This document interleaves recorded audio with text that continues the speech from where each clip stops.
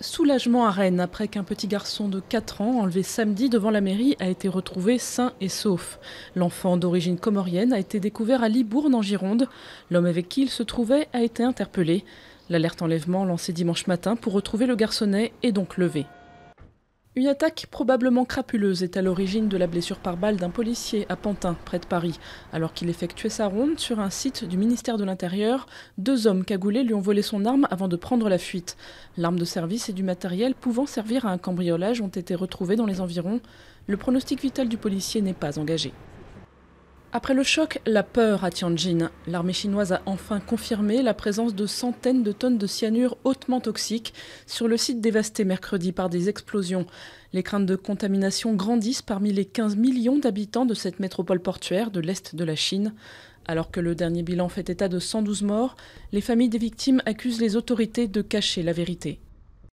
Quand la musique est bonne, il ne faut surtout pas la changer. Jean-Jacques Goldman est toujours la personnalité préférée des Français.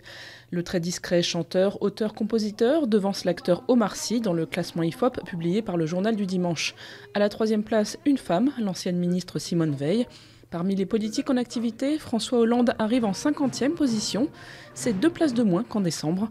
Son prédécesseur Nicolas Sarkozy fait mieux, avec la 40e place. Plus kitsch, tu meurs. On les croyait disparus depuis les années 70, mais les tableaux en velours ont leur propre musée. Ce temple du bon goût se trouve à Los Angeles. Sur les murs du Velveteria, beaucoup de portraits de personnalités et quelques chefs-d'œuvre de l'art abstrait. Certaines toiles valent plusieurs dizaines de milliers de dollars, sans rire.